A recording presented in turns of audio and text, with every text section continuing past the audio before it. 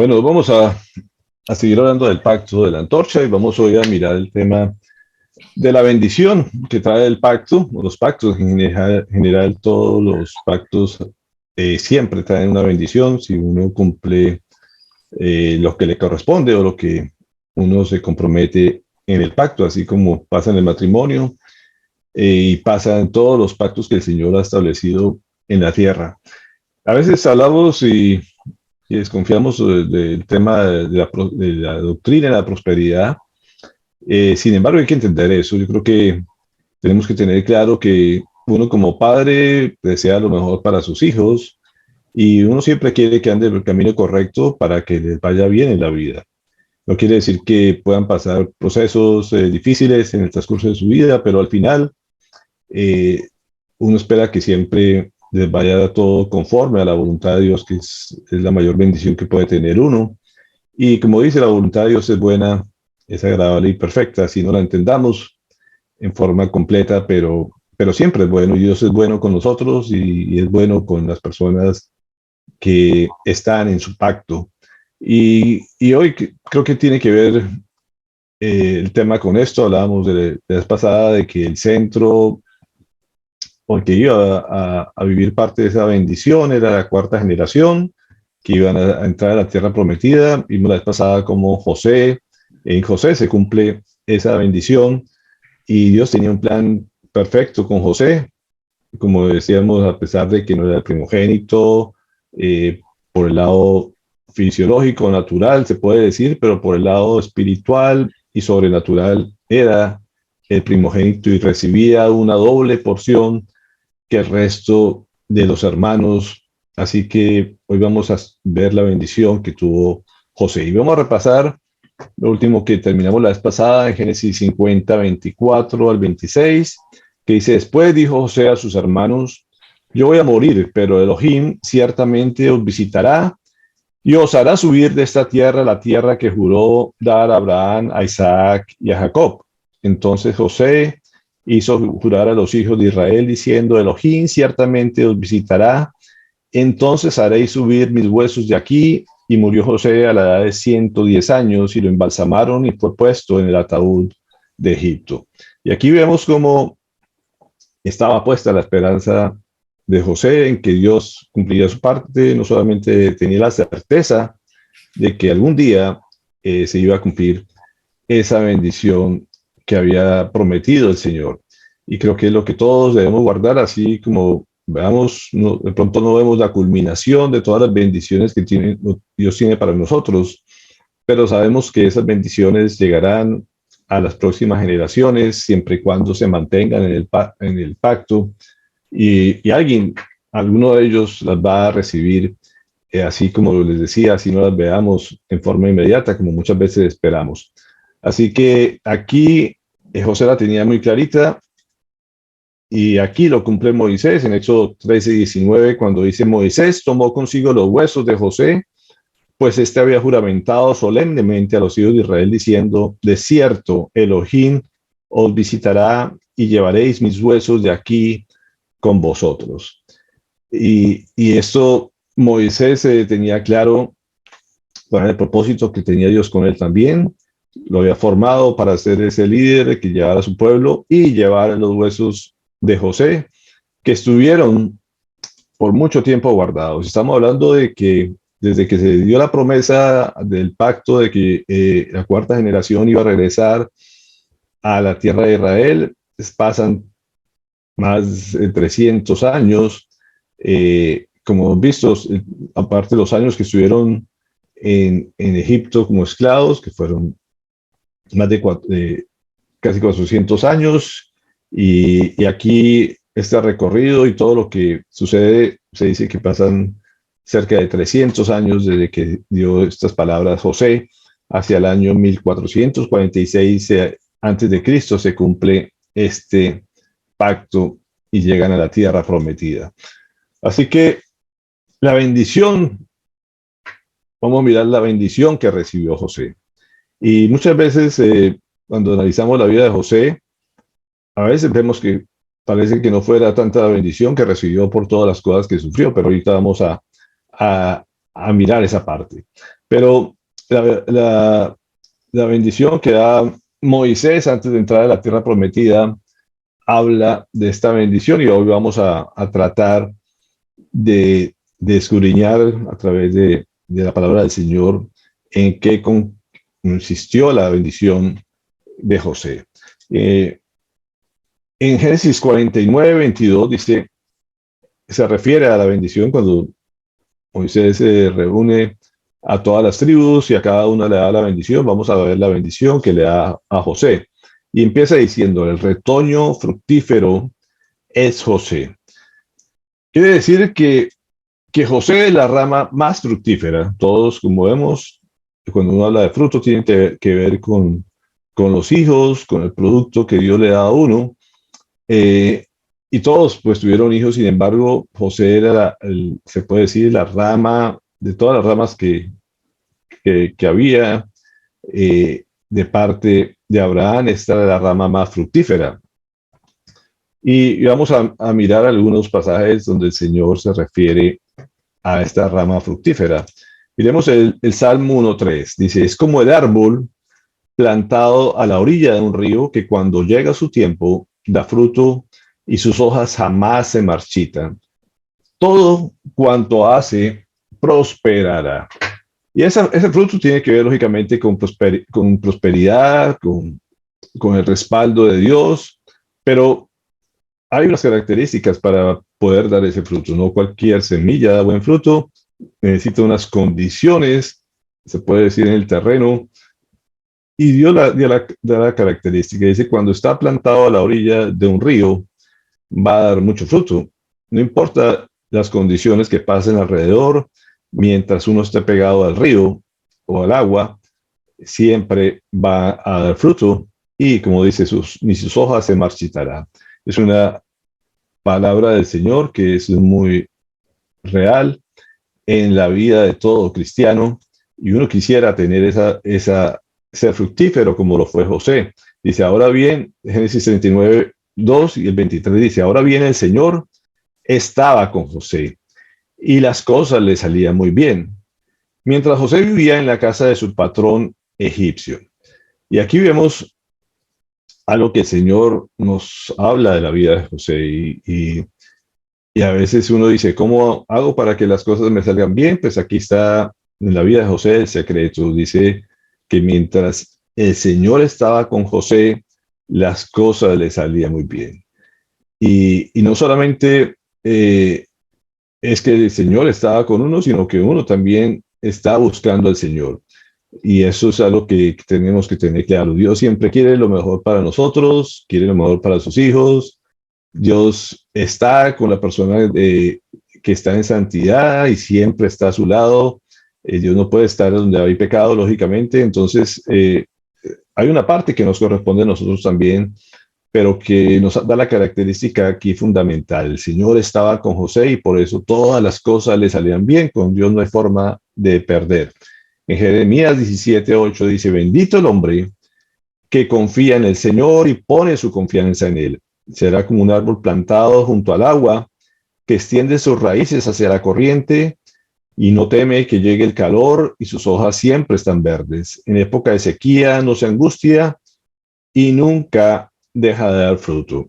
Se puede decir, aquí es un pasaje que habla muy similar al Salmo que acabamos de leer y parte fundamental es eso. Precisamente ayer hablábamos en el pasaje de Romanos cómo hay que rendir la voluntad de uno, no hacer las cosas a la manera de uno, sino hay que hacer las cosas a la manera de Dios, confiando en Dios, de que no podemos dejar que nuestra mente nos meta temores, que nos meta limitaciones. Simplemente es clave fundamental al saber que Dios está al lado nuestro y que siempre está en nosotros, es confiar en Él. Y por lo tanto dice, no tenemos por qué estar angustiados y no podemos hacer que esta angustia y estos temores que el mundo nos invade o nuestros pensamientos terminan creyéndosenos, simplemente se quitan cuando uno confía plenamente en el Señor y su fe está puesta en Él, no está puesta en nuestras capacidades ni en lo que el mundo ofrece, sino solamente en el Señor. Y esto es lo que vemos que es la característica de José. José es un hombre que confió en el Señor. Miremos que en términos también generales vemos el fruto de parte de la tribu de José. Esos son los hijos, dice que, como les decíamos la vez pasada, recibió doble porción.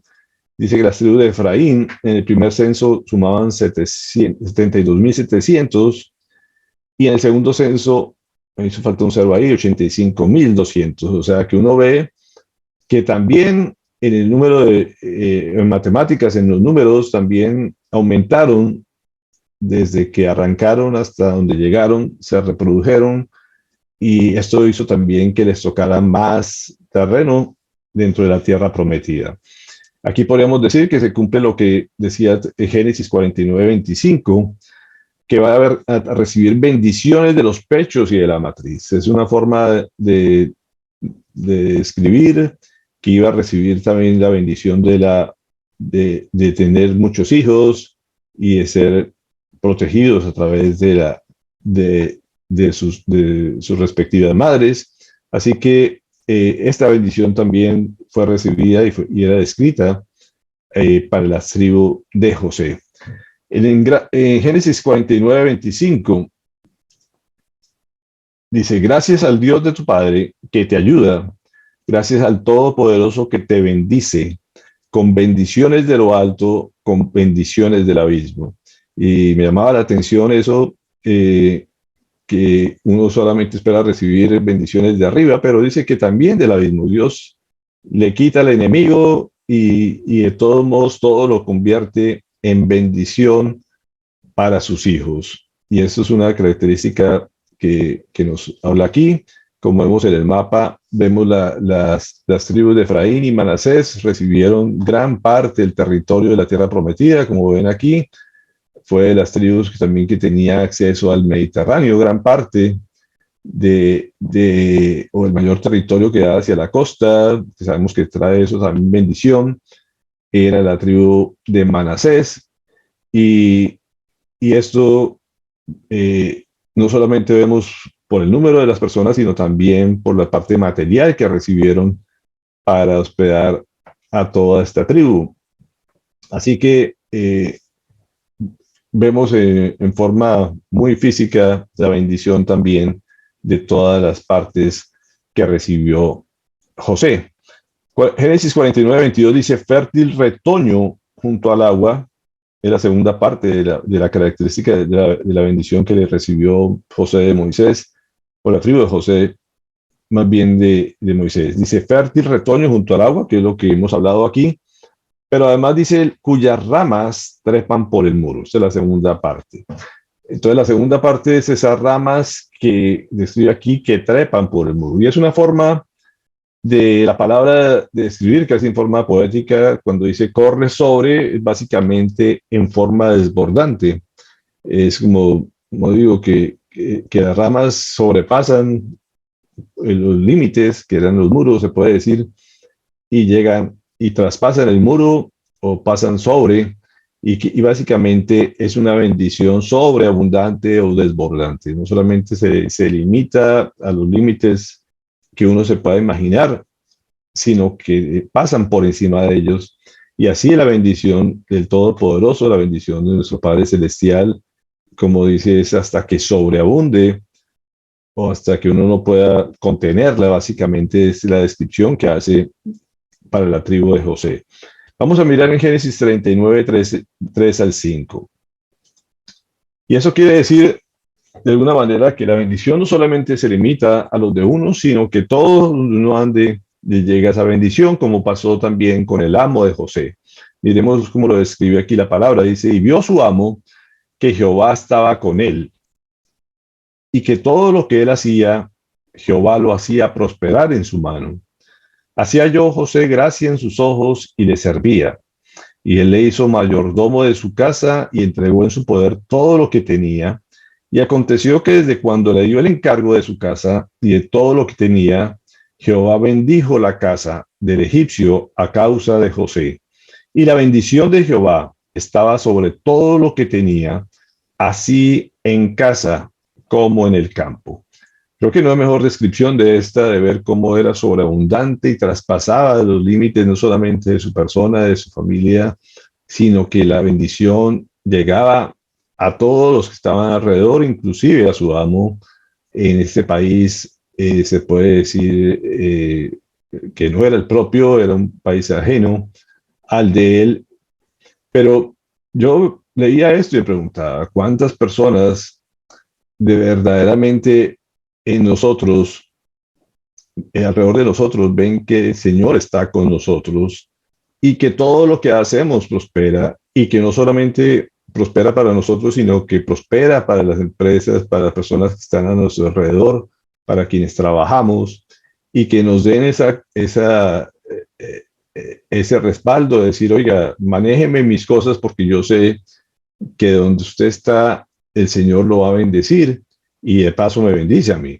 Y es algo que debería ser ejemplo y también característico de todo cristiano, de que no solamente vivamos bajo la bendición, sino que podamos generar bendición para las personas que nos rodean o para las cosas donde trabajamos. En Génesis 39, 20, 23, aquí un poco más adelante, dice, y tomó su amo a José y lo puso en la cárcel, donde estaban los presos del rey, y estuvo allí en la cárcel. Pero Jehová estaba con José y le extendió su misericordia y le dio gracia en los ojos del jefe de la cárcel. Y el jefe de la cárcel entregó en mano de José el cuidado de todos los presos que había en aquella prisión. Todo lo que se hacía allí, él lo hacía. No necesitaba atender el jefe de la cárcel cosa alguna de las que estaban al cuidado de José, porque Jehová estaba con José y lo que él hacía, Jehová lo prosperaba. Y volvemos a ver aquí en otro escenario, un escenario que uno podría preguntar, pero ¿por qué Dios permite que parara en la cárcel si todo lo que él hacía lo hacía bien? Pero todo tiene una razón de ser, todo es a veces necesario para nuestras vidas o útil en nuestras vidas. Y no importa si está uno en el palacio o está en la cárcel, el Señor hace que todo lo que uno haga sea prosperado, siempre y cuando uno esté con Él, como les decía. Lo importante aquí, como vemos, es que el Señor siempre está con José, no importa el lugar, y no quiere decir que porque estuviera pasando por esos momentos injustos, el Señor lo había abandonado. Él sabía lo que había en el corazón de José y lo respaldaba. Y aquí vemos también que en la cárcel también la bendición del Señor, la prosperidad que era del Señor, se la hacía hacer ver a José y a todos los que estaban a su alrededor, a su alrededor.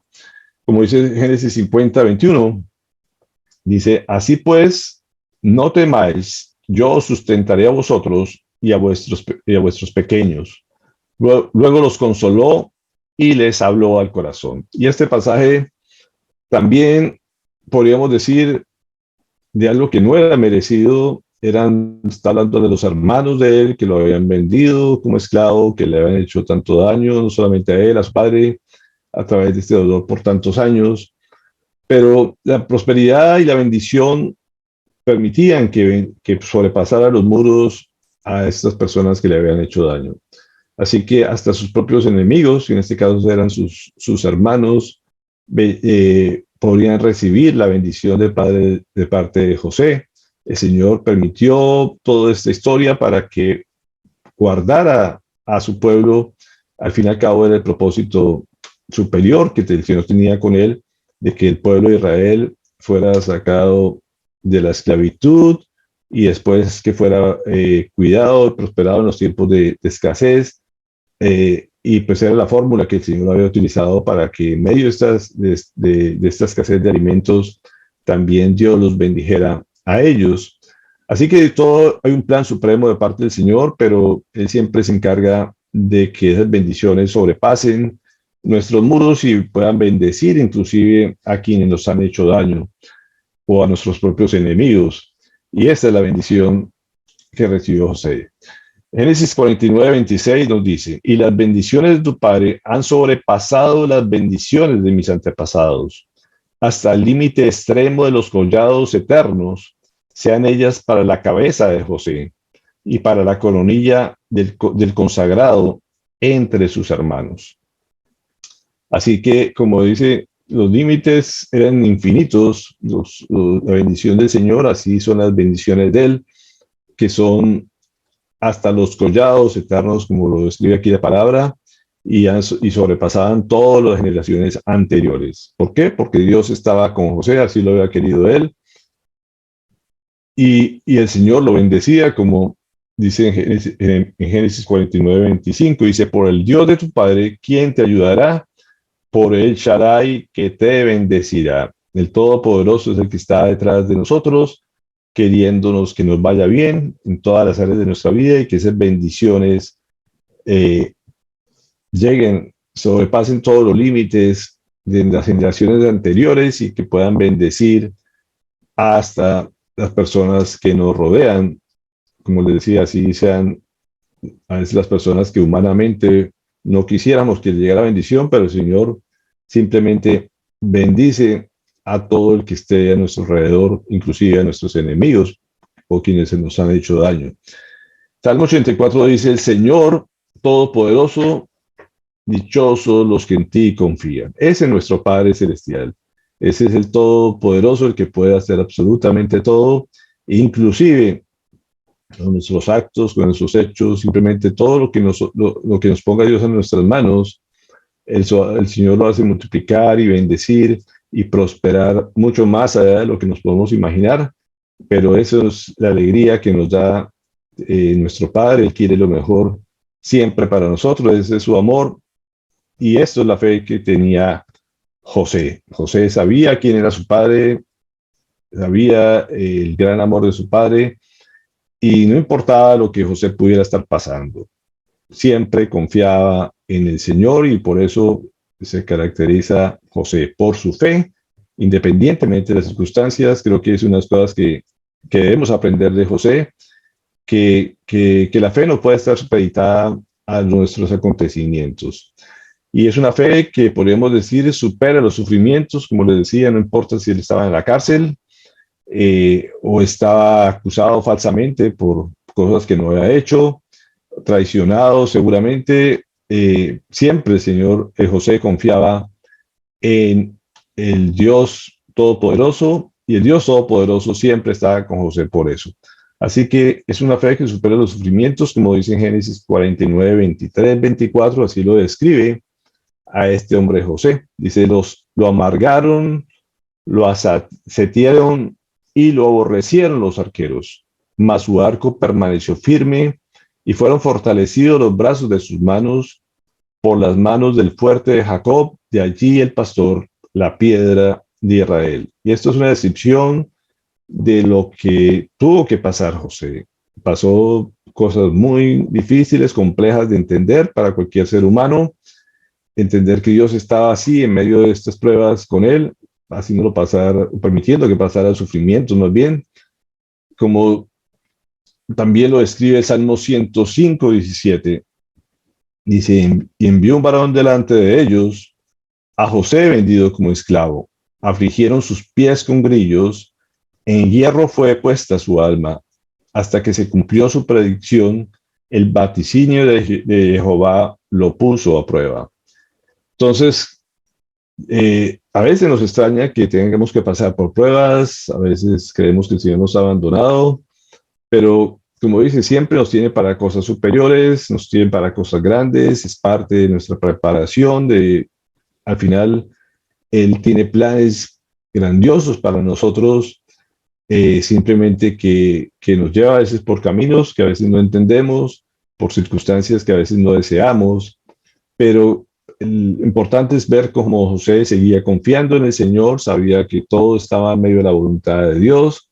Si él hacía simplemente lo que tenía que hacer, que era creer en su Dios y obedecerle. Eso es lo que nos corresponde a nosotros, y nosotros, por lo tanto, no podemos esperar nada diferente, como dice Mateo 10:22. Dice, seréis aborrecidos por todos a causa de mi nombre, pero el que haya perseverado hasta el fin, este será salvo. Entonces, como les decía, nosotros no estamos exentos de esto.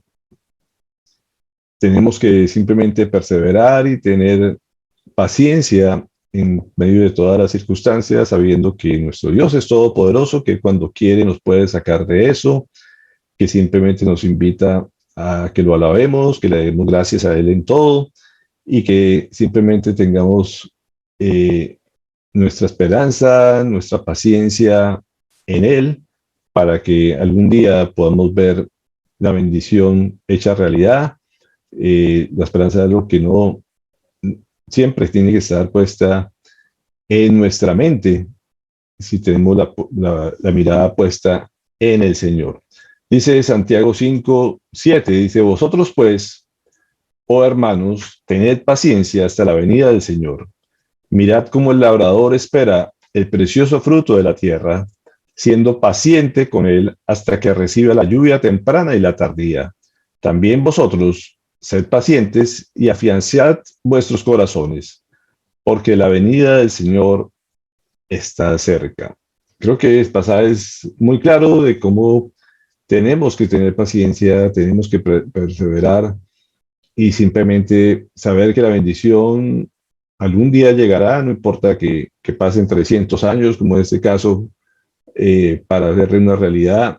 A veces todos en este mundo de inmediatez queremos que todo sea rápido, pero el Señor, si lo prometió, lo va a cumplir absolutamente todo y simplemente nos pide es que tengamos nuestra esperanza y nuestra confianza en Él. En el pasaje de Génesis 49, como digo, son varias partes que nos habla de esto, de la bendición de José. Y una cosa es precisamente entender cuál es la fuente de la fe de José. Y el versículo 22 dice, retoño fructífero de José, retoño fructífero junto a la fuente. Y no podemos pasar por alto esta característica. Si algo tuvo precisamente José era que siempre estaba con el Señor. Y la fuente de toda la bendición definitivamente del Señor. Y pues lógicamente si uno se aleja de Él, pues se aleja también de la bendición. Así que lo que el Señor siempre nos pone la figura del árbol junto a la corriente, junto a la fuente, que es para que pueda dar fruto. Esto es un ejemplo muy lógico para cualquiera que entendemos algo de botánica, de que lógicamente un árbol en un desierto, pues lo más probable es que muera, pero desafortunadamente mucha gente piensa que esa fórmula funciona en la vida normal, que uno alejándose de Dios, que es la fuente de agua, puede sobrevivir y pueda llegar al fruto, cuando precisamente en toda la palabra nos habla de que tenemos que estar pegados a la fuente para poder dar fruto y recibir la bendición. Así como dice Jeremías 17:7, dice, bendito aquel que confía en Jehová y cuya confianza está en Jehová. Será como árbol plantado junto a las aguas, que extiende sus raíces junto a las corrientes y no teme cuando viene el calor, pues que su follaje estará frondoso y en el año de sequía no se preocupará ni dejará de dar fruto. Volvemos a repetir este pasaje porque, como digo, a veces pasamos por alto que la clave de la bendición es estar pegado a la fuente, pegado al Señor, y es algo que nunca podemos perder de vista ni nos podemos buscar una solución a nuestra manera. Dice Isaías 49:10, no tendrán hambre ni sed, ni los herirá el calor abrasador ni el sol, porque los conduce el que los compadece y los guía a manantiales de agua. Y recordamos aquí cómo el Señor a su pueblo, en medio de las pruebas, en medio del desierto, siempre buscaba un manantial de agua, cuando precisamente habían temores, cuando habían peligros, siempre lo llevaba a cavernas, pero con agua, con manantiales, donde pudieran descansar, donde pusieran poner su cabeza y confiar plenamente en el Señor. Y es lo que el Señor quiere, que siempre lo busquemos a Él y Él siempre va a dar una salida en medio de todos los problemas y va a ser como estos bellos manantiales que podemos ver en la foto. Dice Jeremías 2:13, porque dos males ha hecho mi pueblo. Me abandonaron a mí fuente de agua viva y cavaron para sí cisternas, cisternas rotas que no retienen el agua. Es muy claro entender como una cisterna que servía para acumular agua, pues lógicamente si está quebrada, si está rota, sus paredes, pues sencillamente el agua o la bendición se filtran a través de ellas, y por más esfuerzo que uno quiera por llenarla, por tenerla siempre llena o disponible para nuestro uso, pues nunca va a estar llena, simplemente el agua se va a ir. Y esa es la lógica a veces que deja de funcionar cuando queremos hacer las cosas a nuestra manera. Como dice, cavaron para sí cisternas. La gente a veces cava para sí, buscando hacer las cosas a la voluntad humana, y ahí se pierde toda la bendición. No hay nada que prospere en eso. Pero por el contrario, como dice Juan 4:14, pero el que beba del agua que yo le daré no tendrá sed jamás, sino que el agua que yo le daré se hará en él una fuente de agua que brote para vida eterna. Y aquí hay dos características importantes que el mismo Jesús lo decía en medio de esta mujer que iba a buscar agua. Él le decía, dame agua, y él le decía, si supieras quién soy yo, sabrías que el agua que yo doy hace que la gente nunca tenga sed, y no solamente eso, sino que nos convierte también en una fuente de agua que brota para bendecir a otros. Y así es lo que hace la palabra. Él es la palabra del Señor, Él es el Verbo encarnado.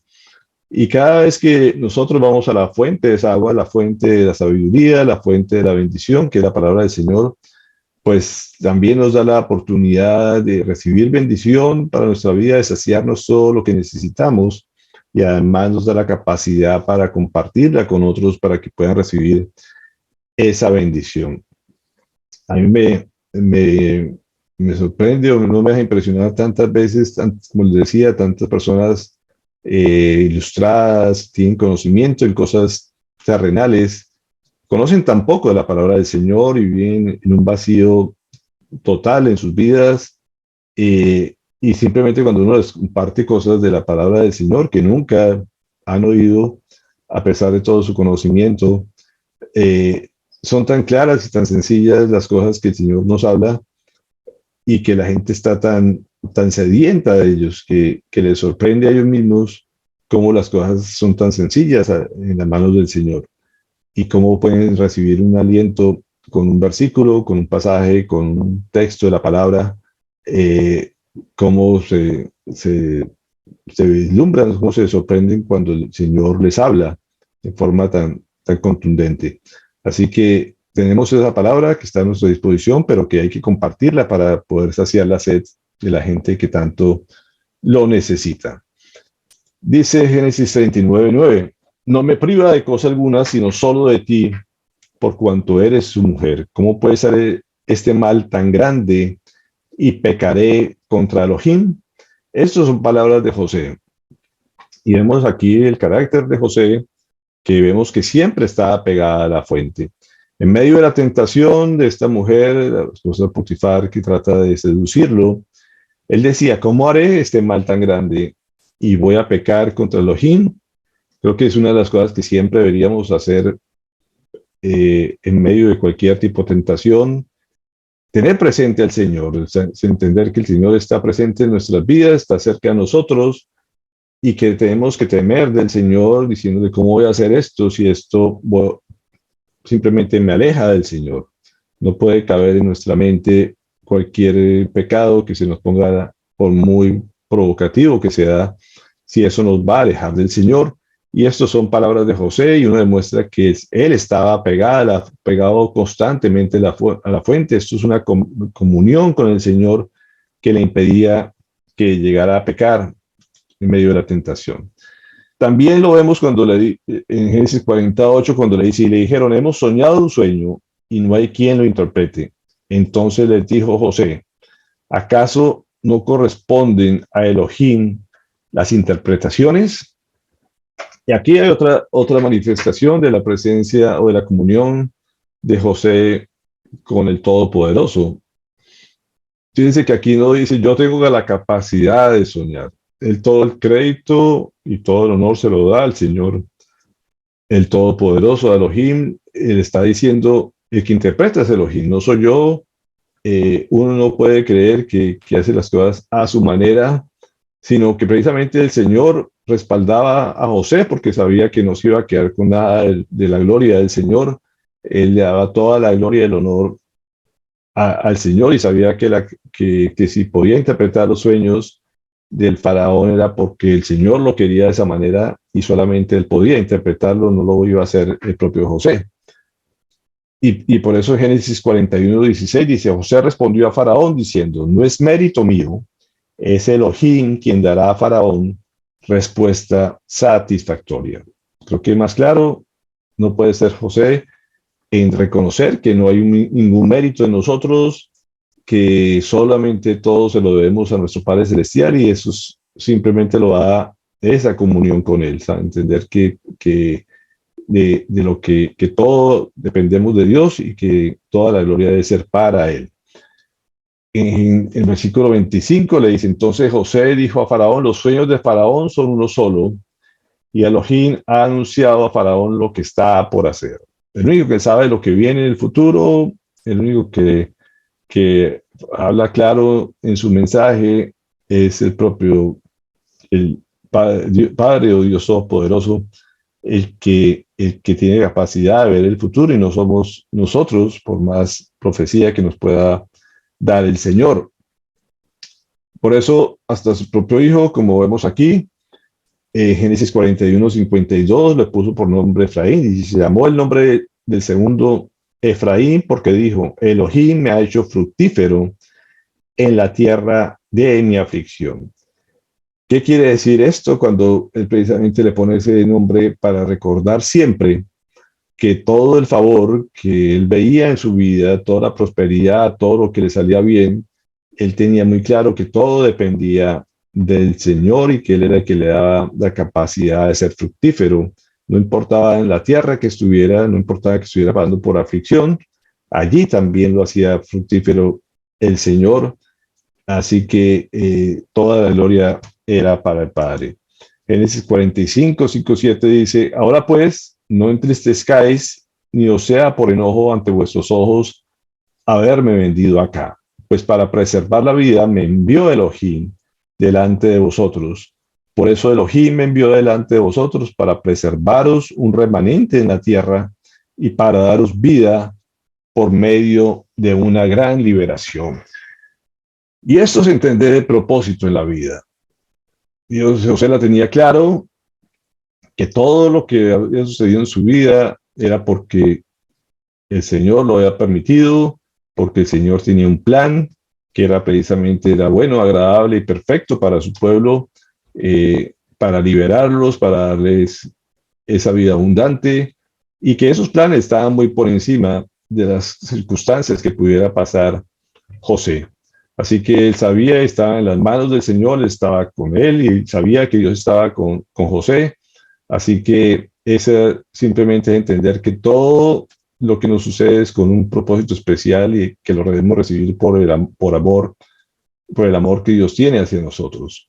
En Génesis 50:20 nos dice, aunque vosotros pensasteis mal contra mí, Elohim lo encaminó para bien, para ser como en el presente, para mantener vivo a un pueblo numeroso.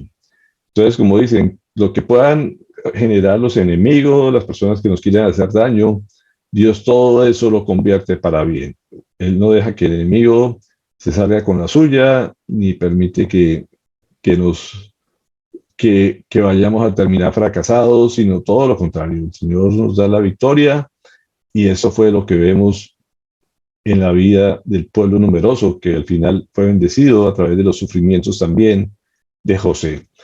Como dice Proverbios, el corazón del hombre traza su camino, pero Jehová establece sus pasos. Nosotros no hacemos nada, absolutamente nada que se salga de la voluntad del Señor. Creemos que a veces estamos haciendo nuestras cosas, pero al final el Señor es el que nos establece por dónde tenemos que pasar. Como dice aquí adelante, en el versículo 21 de 19, dice, Muchos designios hay en el corazón del hombre, pero el propósito de Jehová es el que prevalece. De Jehová son los pasos del hombre. ¿Cómo podrá el hombre entender su camino? Ayer precisamente hablábamos precisamente de las perspectivas que, que se nos podemos ver a través de las circunstancias del mundo, y nos cuesta entenderlas muchas veces o comprenderlas cuando precisamente estamos en esa relación con Dios. Hay cosas que no podemos entender, hay cosas que no comprendemos por qué suceden las cosas.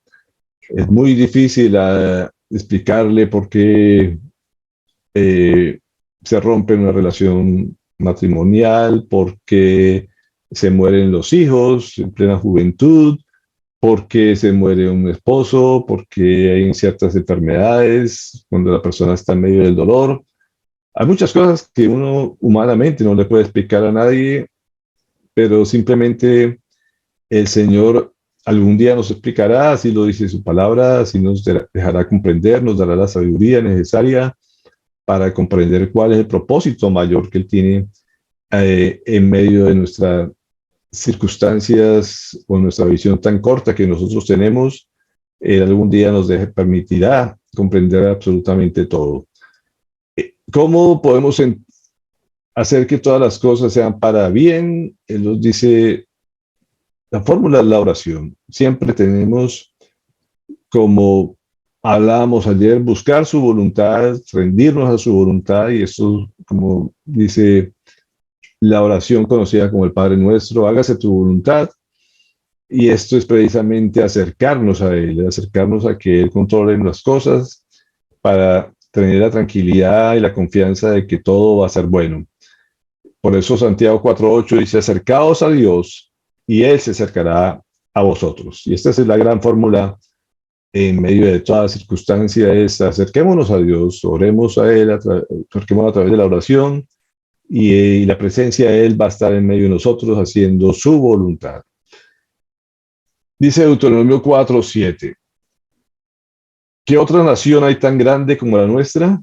¿Qué nación tiene dioses tan cerca de ella como lo está de nosotros el Señor, nuestro Dios, cada vez que lo invocamos? Esta oración es hermosa, esta frase es hermosa, y entender que si un pueblo se rinde al Señor, si convoca, si ora, Él va a estar en medio nuestro, así como lo estuvo con Israel en medio de toda esta travesía, en medio de este desierto. Al final lo llevó a la tierra prometida, precisamente porque se rendían ante Él. Podían muchos equivocarse, cometer muchos errores en el camino, pero el Señor era fiel a su promesa, los perdonaba, seguía adelante. Él de todos modos iba a llevarlos a la tierra prometida si fuera con un remanente. Pero entre más personas cada día busquen más del Señor, podrán ver realidad todas las promesas del Señor para nuestras vidas, y si es una nación completa, pues muchísimo mejor. Así que, como termino esta charla, dice el Salmo 145:18, el Señor está cerca de quienes lo invocan en verdad. Y esto es una gran promesa. Tenemos que estar cerca de la fuente, tenemos que todos los días alimentarnos o saciar nuestra sed con su palabra. Como ayer veíamos, tenemos que hacer un sacrificio vivo, entregarnos nosotros a Él, buscarlo a través de su palabra y orar para simplemente someter nuestra voluntad a la de Él. Esa es la gran fórmula que el Señor nos ha hablado estos días. Lo hizo con José. Vemos su respaldo, su bendición sobre su vida y sobre el pueblo de Israel, cómo Dios utiliza a veces a una persona que es fiel. No importa que los otros hermanos fueran infieles, fueran desobedientes, al final, con que uno solo lo buscara y fuera fiel a Él, a sus mandamientos, a su palabra, y era una persona que anhelaba estar con el Señor, y el Señor lo respaldaba y le daba todo su favor para que la bendición no solamente le llegara a él, a su familia, sino a todo una nación y al mundo entero. Y eso es lo que Dios hace y lo que Dios quiere de parte de nosotros, que seamos, que estemos pegados a la fuente y simplemente nos dispongamos a que el Señor nos use para dar el fruto que Él quiere que demos y poder ese fruto llegar a las próximas generaciones.